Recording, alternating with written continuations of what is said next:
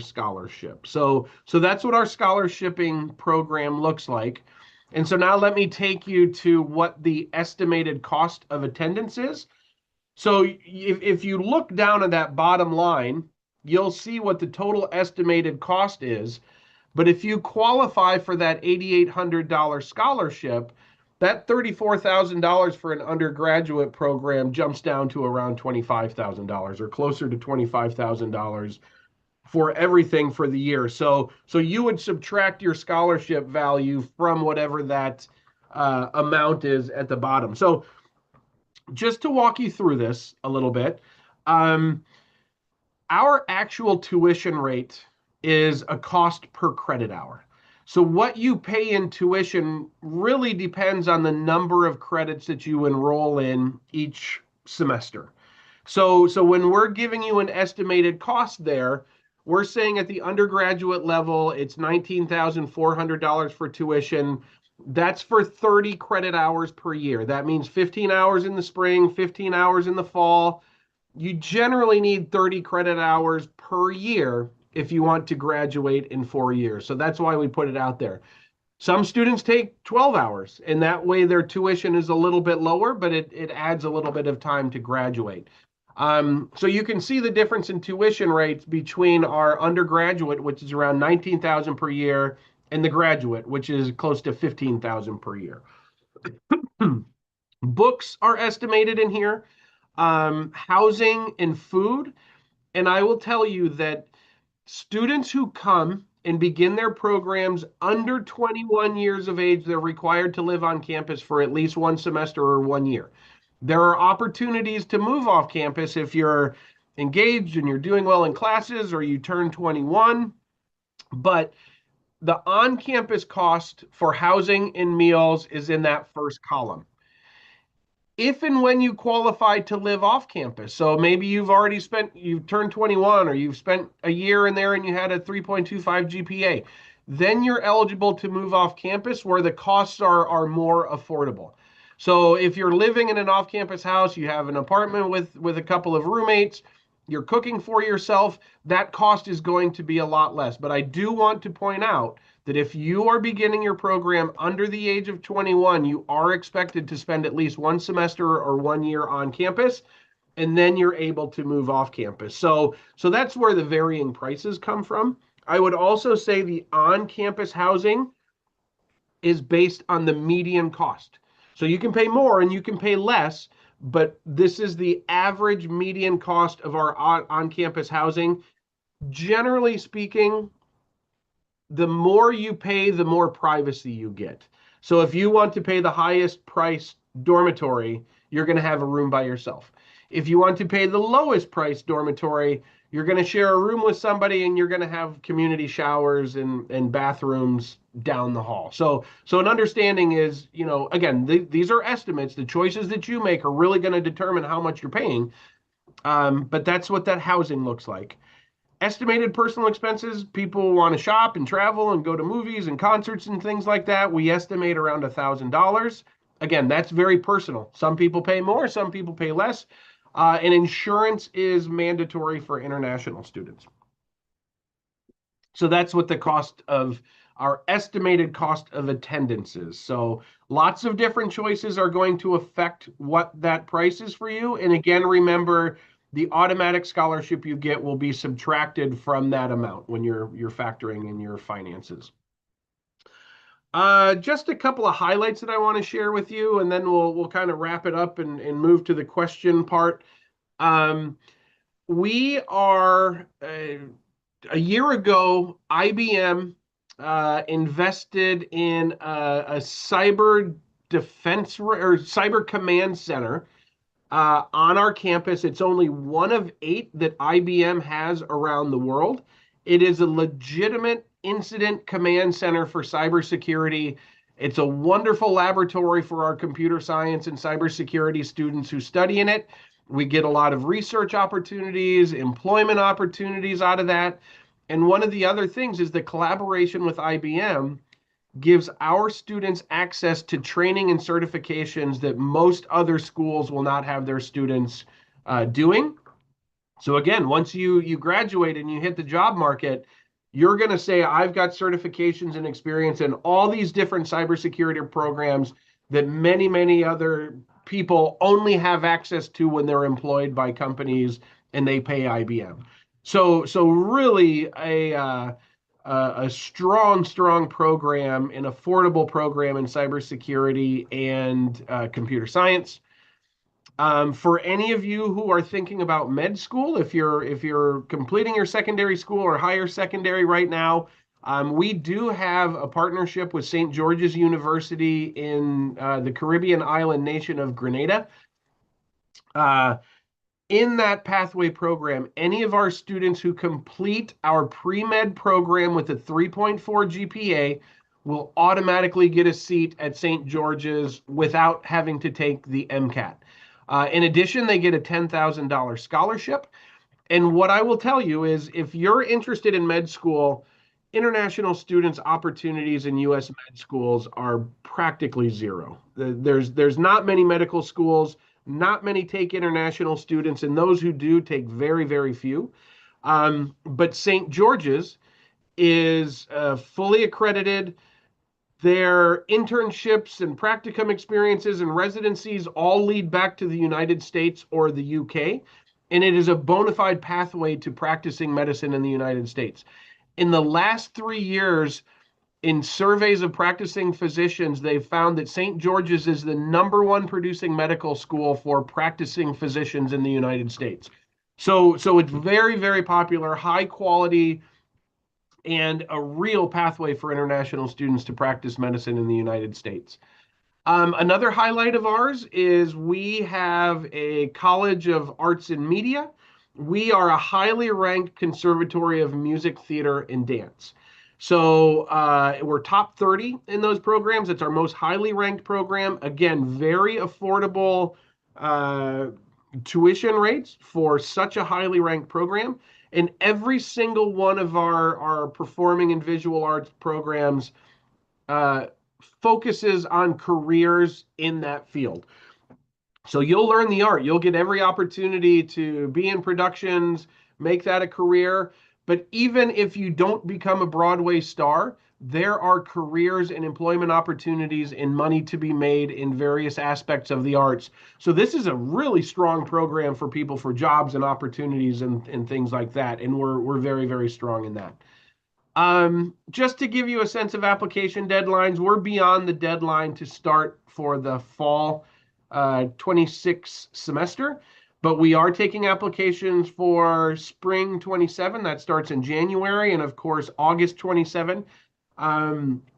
Generally, you need to apply by July 1 for the fall intake and November 1 for the spring intake. That's really important because you need time to secure your visa and arrange your travel. And once you get to a certain point at the beginning of the semester, it's just not possible anymore. So that's why we have those deadlines. If you already have a valid US student visa, not tourist visa, you cannot go from a B tourist visa to F1 status while in the US. So if you already have a valid F1 student visa, then really we don't have a deadline. We can admit you as long as the semester hasn't started and work with you. Just to kind of give you a sense of what our application procedures are. Hopefully you're familiar. Hopefully you're working with Education Concern. I think this is a really good time to point out that Farouk, an Education Concern, has been a longtime partner with SEMO. We're very confident in the fairness, the like high quality advising, and they are a trusted partner of Southeast. So I encourage you all to work with Farouk and his team because they know our process very well and they can answer questions and they have ready access to us for any questions. It's an online application. There's an application fee. You're going to, oh, did you want to say something, Farouk? Oh, okay. You can see you have to demonstrate that you've got the finances. We're going to need transcripts. We need passport. proof of English proficiency, all of that is required. You're going to see that the same as any school in the US or Canada for the most part. Everything's online, everything is submitted. And again, our admissions team is very responsive in terms of, if you're missing anything, they're going to email you right back. They're going to make sure to let you know, and they can answer any questions that you have. I will say that there's two columns there, IEP conditional and IEP only.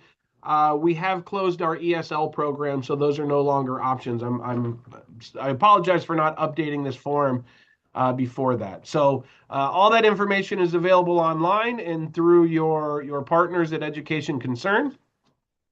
In terms of our graduate programs, they have the same application requirements, but some programs have additional requirements that you'll need to consider, such as a resume or letters of recommendation or things like that. So there's a website down there, and Farouk, I can share this PowerPoint with you. But you'll see some of those programs require a little bit more. In terms of undergraduate, we're typically looking at a 2.0 for admission. That is pretty low. We don't scholarship until you hit a 2.5, but typically it's a 2.0 on the undergraduate side, a 3.0 on the graduate side. Here is what we require for English language proficiency. So you can see we accept a lot of different tests for you to demonstrate your proficiency, and it's a little bit of a higher requirement on the graduate side. So most of our students, I think, from Pakistan take the TOEFL or IELTS. Duolingo is also fairly common, PTE, and lots of different ways to do that. That, again, is all posted on our website. And then just to go in, I referred before to the excellent service and support that you get at Southeast. We have everything from counseling, career services. We've got a very, very active recreation program. If you're interested in playing sports somewhat competitively at the club level or things like that, a lot of our students are playing badminton and cricket and soccer and basketball, and really, really great services and facilities for you to be athletically active. And we also have a health clinic on campus. So if you're not feeling well, you don't have to go into town to one of the hospitals. You can be seen at our health clinic, and that's all part of the insurance that you'll have. We also have a writing lab for students to help them with any kind of writing projects, tutoring labs, and we have a free bus system that circles the campus and goes all over the city, so you have ready access to anywhere in town through the free busing service. So if you have any additional questions and want to explore, this is the link to our online brochure. And Sam or Betsy, would you please copy that link and post that in the chat so people have it? But there you'll get interactive links to all of our programs. You can see videos. You can read more about the different program pages. I will warn you that we are in the process of updating and kind of consolidating a lot of our academic programs or departments. So you might find a few dead links when you go to some of the program pages, but we're working on those continuously and making sure that those will be updated soon. And just to point out, every other week on Wednesday, we do a live online seminar or workshop or whatever you want to call it, providing you with information about coming to SEMO and being a student. And you can see there's a lot of different topics there. You'll hear from an employee of Southeast. We'll have time for questions and answers.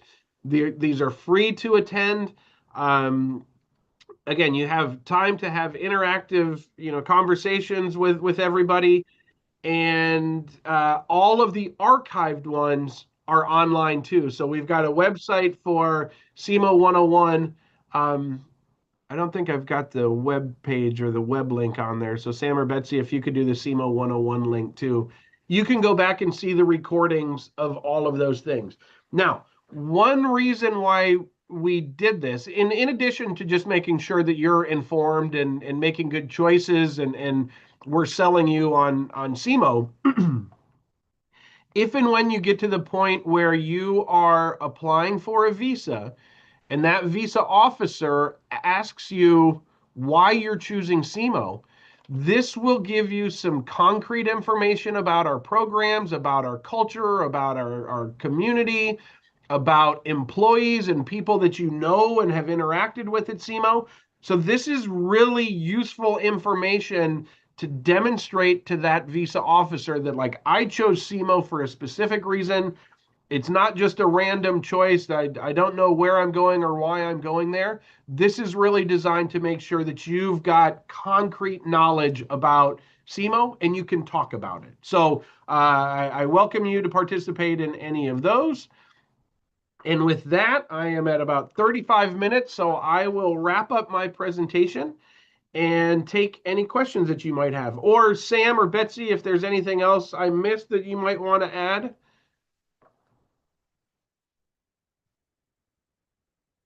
If not, I will stop my share and we'll go back to looking at everybody.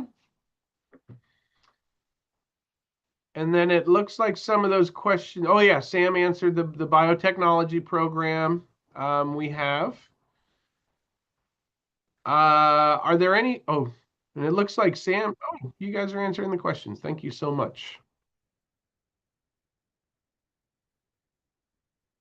I see a lot of questions about scholarships. Unfortunately, the opportunities for fully funded scholarships are very, very, very limited. Like at our school, really the only people who get full ride scholarships tend to be athletes. We're a Division I NCAA program, so we do have, if you're performing at like the national level of certain sports, you might qualify for an athletic scholarship. But that scholarship program that I showed you, the $8,800, that's really the only scholarship that you can bank on. Now, there are opportunities for you to work on campus. Students are not guaranteed a job. They're somewhat competitive, but I would say that about 60 to 70% of our international students who want to work on campus are able to find employment to make some additional money. Our hourly wage for student workers is $15 per hour. So you can make a little bit of money. It's not going to be enough to pay for all of your tuition and pay for your housing and things like that, but it's something that can kind of help you with your finances. Yeah, unfortunately, no master's degrees in our mass communications and musical theater. But one thing that I would say is, I talked about the Conservatory of Music, Theater, and Dance and mass communications and how highly ranked those programs are. One of the big benefits of not having master's degrees in those programs is our undergraduate or bachelor students do not have to compete with students in the master's degrees for roles in the productions, jobs, research, all of those different things. So if you go to an art school that has an MFA or a master's program, a lot of times those MFAs are going to be getting the roles in the production. They're going to be the ones who get all of the hands-on experiences. With us, our students are involved in one production every single semester. They're required to, so that by the time they graduate, they've got 8 production credits, whereas other schools, you might be lucky to have 2 or 3. So if you're looking for a master's degree, sorry, we can't help you. But if you're at the bachelor's level, this is a real benefit to not going to a place that doesn't have the MFA. Excuse me. Any other questions? Or Farouk, is there anything that I can add or you might be interested in? Yes, I think the partial scholarship which you are offering is more than enough because after that scholarship, tuition fees is just about 12,000 or $14,000, which is very reasonable. I'm really sorry. there was a lot of feedback, or I couldn't understand your question or your comment.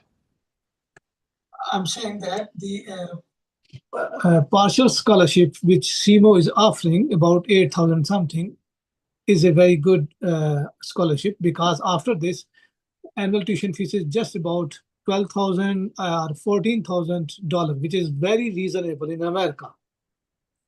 It's it's very attractive tuition fees per annum. Yes, Yes. agreed. Thank you for pointing that out. Yes. And that's what I said. I don't. It is still expensive. I mean, $12,000 per year is real money. But again, compared to other places, we're affordable, and I stand by the quality of the education experience as well. Yes. Thank you very much. And are you streaming this or recording this? Yes. Okay. Yeah. And the way that we, again, just to reiterate our partnership with Education Concern and our comfortability in working with them, I suggest you trust the information that they're telling you about us, and however we can work with you, they're valued partners. Thank you very much. And we will help students not only for the admission process, but also visa process, and including visa interview. And in Pakistan, visa is very straightforward. On the day of interview, visa officer just take 1 or 2 minutes and decide about the visa. So we help our students to in preparation of the visa interview, so that there should be no any surprise. Yep. And you know, 2 minutes isn't a lot of time, so you never know what kind of question that they're going to answer you. But that's again where that SEMO 101 information comes in handy, is you get specific information, names of people, faces of people. You get the opportunity to ask questions that you can use in your visa interview. And yeah, the question about internships, uh, internships are available in every single program that we offer. Nothing is guaranteed. You know, there are competitive, different levels of internships and things like that. But we do recognize the value of hands-on experience. We are pushing for everybody to get hands-on experience in terms of internships. So they're definitely possible, and most of our students do them. But it's really up to you how you present yourself, and the effort you make in kind of making connections. And if you sit in your dorm room, go to class, and come back and play video games, and don't get involved in student activities, you're not going to be as competitive for campus jobs or internships. But if you're out there joining organizations, you're doing the leadership development programs, you're meeting people, you're working on campus, you're going to get an internship.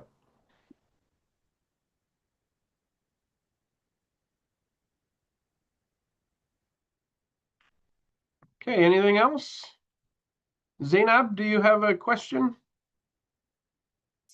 Hi, I had a few questions. First, Okay. thank you. This has been an informative session. The first question I had was that I'm a dual national. So how does the application process work in that case? So I'm a Pakistani and Canadian national. So in terms of, like, for example, the international scholarship and generally application process, how would that affect it? It really wouldn't affect anything. You would have, since neither of your nationalities is the United States, you would be applying as an international student. Um, so, if you had dual nationality with Pakistan and the United States, you would actually apply as a domestic student, and then you're eligible for the federal financial aid. But since neither of the countries are the United States, you would apply as an international student. Now, um, as I understand it, Canadian students still need to get the F1 visa. I don't think there's as much scrutiny on it, though. I think it's a little bit easier if you're using your Canadian passport to apply for your F1 visa through, and that's a guess or an assumption on my part. Um, Okay. but yeah, so you would still have to meet all the requirements of an international student. In terms of language proficiency, our language proficiency requirements are based on the country that you're educated in, not your passport. So even though you're Canadian, it you may need to have a proof of English proficiency test based on the country that you did your education in. So be aware of that, that there's no automatic waiver just because you have Canadian citizenship. It goes back to where you studied. Okay, so would it change if I studied in both places? Like, is there, for example, if I did part of my elementary education in Canada and then I did my like high school and undergrad in Pakistan, so is there still like would I still have to, can I get it waived or would I still have to take one of the English tests? Um, if usually it's where you completed your last level of education. So if you Oh, did a bachelor's program in Pakistan, then yes, you would still be required to. And keep in mind too that I mean you can only tell so much by listening to somebody. There's placement tests and proficiency tests. I mean you sound like a native English speaker for the most part. Duolingo test is not very expensive. It's easy to take. You take it whenever you want to. They proctor it. You can do it from your. You don't have to go anywhere. I don't think you'd have any problem with a Duolingo. But unfortunately, the way that our process is set up, we do require that proficiency if your last level of education was completed in Pakistan. okay. A few other questions. One was, do you offer co-op programs for master's level education? I mean, co-op can have a lot of different meanings. But typically we have internships. We don't kind of do the classes and Half. then internship and then classes and then internships. As of right now, no. We have day one CPT. So if you're coming for a master's degree program, you can get internships and curricular practical training in your first semester. But we don't do like if that's the type of co-op program that you're referring to. Oh, okay. And then another question, I looked through your website for the master's programs and there were a few that were online. So I wanted to ask, how would that work? Like, would we have to be there in person or uh like how would it work exactly? So online programs are you do not have to be present at all. Um, you are not entitled to an F1 visa to do an online program. So you're not actually going to be able to get a visa to come to the US for 1 year or for your online program. But that also means that part of the application process is you don't have to demonstrate proof of finances. So we need the proof of finances in order to give you the I-20 for your visa. Um, but if you can do any one of those online only programs from anywhere in the world with no requirement ever to be on campus. Okay. And my last question is there like are we allowed to do a double master's? Yeah, yeah. Uh, it's really, I mean, the limit is what you're going to pay.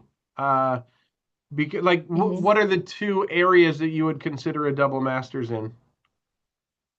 I'm considering biology and computer science.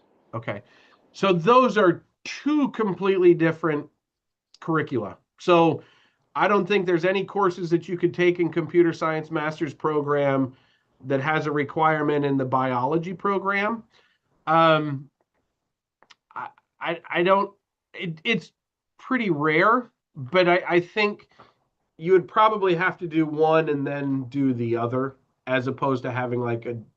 It doesn't work in the same way as it does as an undergraduate or a bachelor's when you do a double majors. Master's Yeah, degrees yeah. are a lot more focused, fewer electives, really digging into the content of that area where it doesn't really allow for additional coursework in order for you to stay on track. Yeah. So I would I if I would say that it would be more appropriate for you to do one and then do the other. Okay. Okay. Thank you so much. Yeah, you're welcome.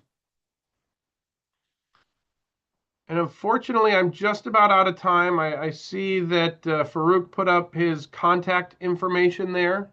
For anybody who has questions, he can help get in touch with us. We'd love to see you here in beautiful Cape Girardeau. If there's anything you need, please let us know.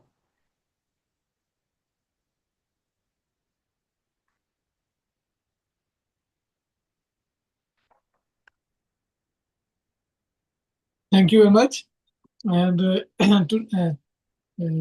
after this event, I will contact all of these students, either they joined or unable to join, so that I can help them for the preparation of the documents and then apply admission. Great. Well, thank you for this opportunity. I really appreciate it. Happy to be in touch with all of you and hope to see you in beautiful Cape Girardeau soon. Yes, inshallah. Thank you very much. All right. Bye. Have a nice time. Dear students, I'm still available for a few more minutes. You can even ask a question in Urdu.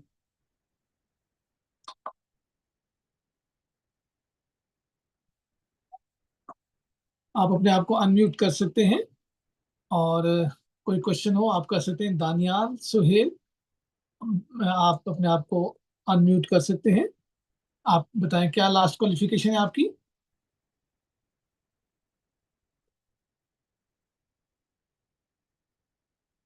And Zainab, आपने चूंकि आप Canadian national है already, तो क्या आपने Canadian university को भी देखा है? क्योंकि आपने जो कोऑप का क्वेश्चन बीच में किया वो मोस्टली कैनेडियन यूनिवर्सिटीज ऑफर करती है।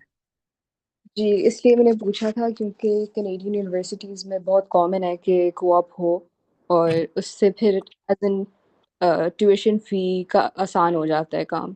जी तो इसलिए मैंने पूछा कि if they offer as well, तो maybe I would consider. University of Windsor का कल सेशन था लेकिन I was unable to attend, तो मुझे उनका भी था कि I would get an idea कि वो क्या ऑफ़र कर रहे हैं, इफ़ दे हैव बायोटेक या जी एज़ इन बिल्कुल बिल्कुल बायोलॉजी। बिल्कुल, वो बायोटेक ऑफर करते हैं और मैं उनका उनका आपको लिंक शेयर करता हूँ। आप कनाडा में वैसे आपकी रेजिडेंसी किस शहर में है? मेरी मिसिसागा और ओकविल में as in back and forth ही है। ठीक है, तो फिर आपको 2-3 यूनिवर्सिटीज तो बहुत सूट करेंगी। मिसिसागा में आपको ऑलरेडी इंफॉर्मेशन होगी कि यॉर्क यूनिवर्सिटी आपको बिल्कुल नज़दीक है। जी। ठीक है, और वहाँ पे अल्गोमा यूनिवर्सिटी का एक कैंपस भी है ब्रैम्पटन में, जो कि मिसिसागा के साथ है। ठीक है, हुँ, फिर अगर थोड़ा सा हम आगे निकले तो ब्रॉक यूनिवर्सिटी है नियाग्रा फॉल सिटी में, और फिर हुँ, विंडसर भी इतना दूर नहीं है बाई ट्रेन, एक खूबसूरत सफर भी है। तो ये सारी यूनिवर्सिटीज आपको सूट करती है। फिर ट्रेंट यूनिवर्सिटी है, फिर एक यूनिवर्सिटी है टोरंटो मेट्रोपॉलिटन यूनिवर्सिटी। सो आपने इन तमाम को देखा है? जी, मैंने इनको एज़ इन कंसिडर किया हुआ है मास्टर्स के लिए।